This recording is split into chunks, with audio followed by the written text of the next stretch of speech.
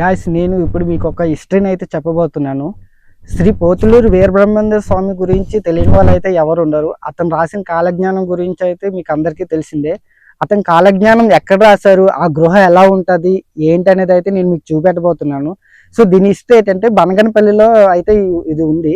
బనగనపల్లిలో ఉన్నటువంటి రవ్వల కొండ పైన అయితే ఈ గృహ అయితే ఉంది. ఆ గృహలోనే అతను అయితే కాలజ్ఞానం రాయడం జరిగింది.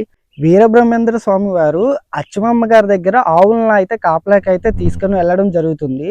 సో ఇంటి దగ్గర నుంచి 5 కిలోమీటర్ల దూరంలో ఉన్నటువంటి రవ్వల కొండ మీద అయితే ఆవుల్ని మేపడం జరుగుతుంది.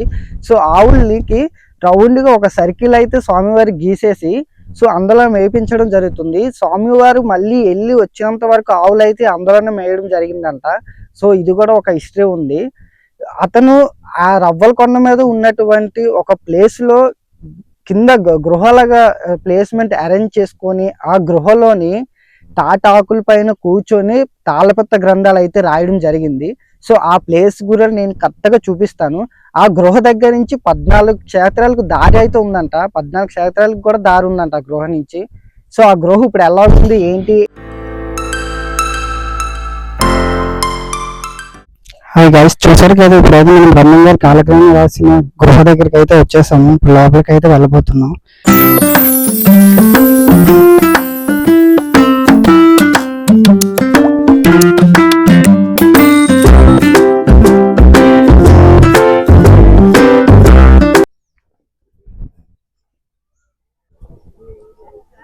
చూడండి గైస్, ఎంట్రన్స్ అయితే ఇలా చూపిస్తుంది. ఇక్కడ ఒక చిన్న విగ్రహం ఉంది, గేట్ ఉంది. చాలా కిందకి లోయలో ఉంది. ఇలా అయితే దిగాలి, మనం చాలా జాగ్రత్తగా దిగాలి. వెళ్ళేవాళ్ళు వచ్చేవాళ్ళు ఒకటే వే వల్ల కొంచెం ఇబ్బంది అయితే అవుతుంది. చూసుకొని అయితే దిగాలి.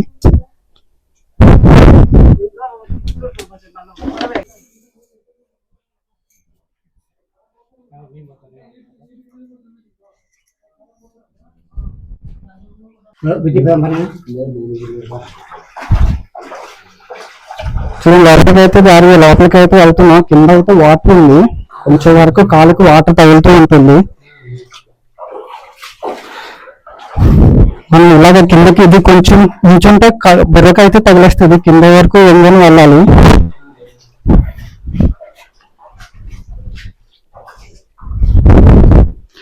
ఫస్ట్ ఎంట్రన్స్ వచ్చినందుకు ఇక్కడ మహానందికి దారి అనేది వచ్చింది. మీరు చూసుకోవచ్చు గైస్, ఇక్కడ నుంచి మహానందికి దారి ఉందంట.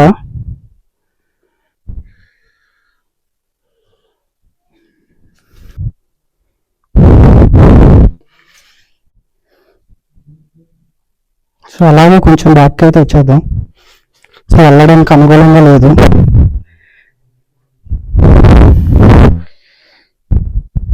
అదేవిధంగా రైట్ సైడ్ చూసుకుంటే బ్రహ్మం గారు ఇది కోనేరు ఒకటి తగులుతుంది. కోనేరు అనేది ఉంది ఇక్కడ.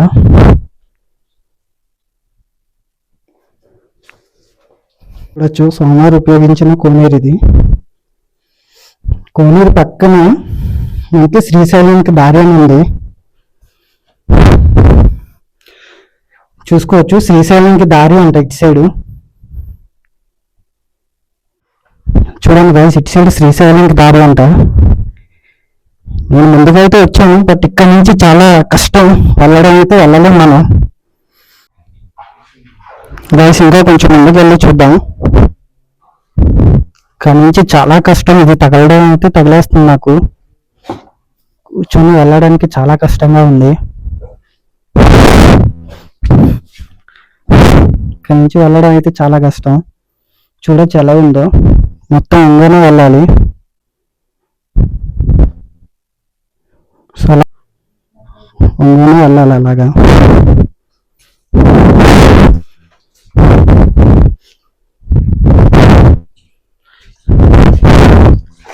ఏమాత్రం కొంచెం నిల్చున్నా సరే తలకైతే తగిలేస్తుంది.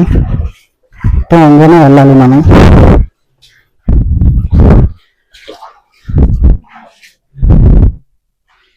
ఇటు సైడ్ ఒక దారి ఉంది, ఒకసారి వెళ్ళి చూద్దాం. చూడొచ్చు గైస్, ఇక్కడ అయితే ఇక్కడతో ఎండ్ అయిపోయింది. ఇది క్లారిటీ చూడొచ్చు, ఇక్కడతో ఇది ఎండ్ అయిపోయింది. ఇటు సైడ్ కొంచెం ముందుగా అయితే వెళ్ళి చూద్దాం.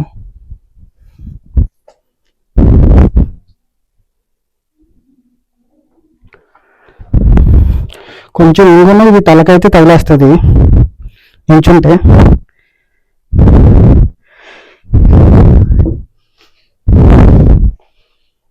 ఇక్కడ నుంచి అయితే ఇంకా దారి లేదు. చూడొచ్చు గాయస్, ఇక్కడ అయితే ఒక గబ్బలం అయితే మనకు కనబడుతుంది, గబ్బలం తిరుగుతుంది. ఇక్కడ నుంచి అయితే ఇంకా దారి అయితే లేదు, మనకి క్లోజ్ అయిపోయింది. సో మళ్ళీ మనం వెనక్కి అయితే రావాల్సిందే.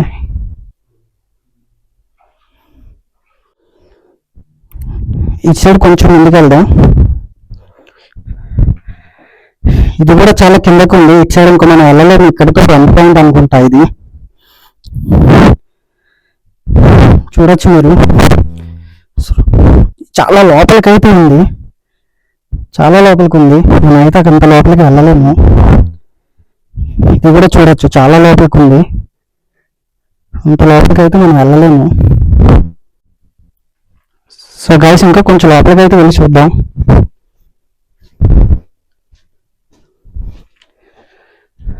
ఇక్కడ కొంచెం హైట్ అయితే వచ్చింది, నించుండే అంత వరకు ఉంది, పర్లేదు. ఇక్కడ వరకు చాలా కష్టంగా ఉంది, ఇక్కడ నుంచి అయితే కొంచెం బాగుంది.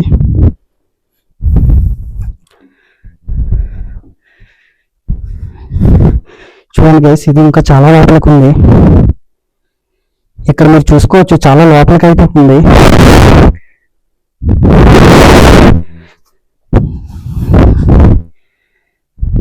ఇంకొక ఉంది.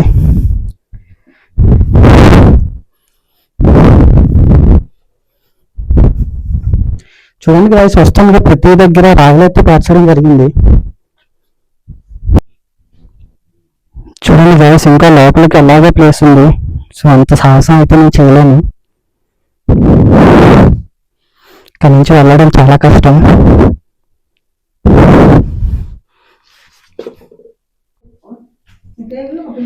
చూడొచ్చు గైస్, ఇక్కడ నుంచి ఈ గృహ నుంచి అయితే ఇక్కడ మనకు ఒక బోర్డు పెట్టారు. ఈ విధంగా ఈ గుహ లోపలికి నుండి 14 క్షేత్రాలకు దారి అయితే ఉందంట. ఈ గుహ లోపల నుంచి 14 క్షేత్రాలకు దారి ఉందంట.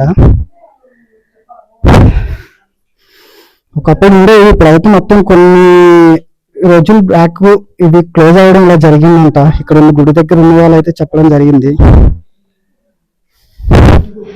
ఇవన్నీ గాయస్, మెయిన్ మన స్వామివారు, శ్రీ స్వామివారి జ్ఞానజ్ఞానం రాసిన స్థలం. వచ్చేసాం స్వామివారి దగ్గరికి. ఇవన్నీ మన స్వామివారి దగ్గరికి అయితే వచ్చేసాం. ఇతనే మన స్వామివారు. ఇక్కడే స్వామివారు ఇక్కడే కాలజ్ఞానం రాశారు, తాళపత్ర.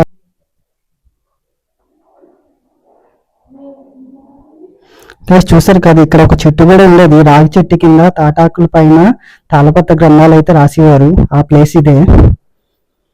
ఇక్కడ రాస్తుండగా మన అచ్యుత గారు చూడండి కనిపిస్తుంది, అక్కడి నుంచి అయితే చూశారు మన స్వామివారిని. ఆ ప్లేస్ కి వెళ్దాం మనం.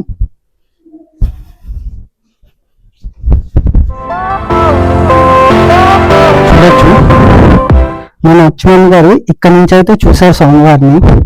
ఇవ్వండి, స్వామివారు అక్కడ తాళపత్ర గ్రంథాలు రాస్తుంటే మన అచ్చమ్మ గారు ఇక్కడి నుంచి చూశారు. స్వామివారిని ఇక్కడి నుంచి చూడడం జరిగింది. అక్కడ స్వామివారు రాస్తుండగా మన అచ్చమ్మ గారు ఇక్కడి నుంచి చూడడం జరిగింది. చూడండి మీరు క్లారిటీగా. కొంచెం సైడ్గా రాయరూపం గణపతి వెలిసారంట ఇక్కడ.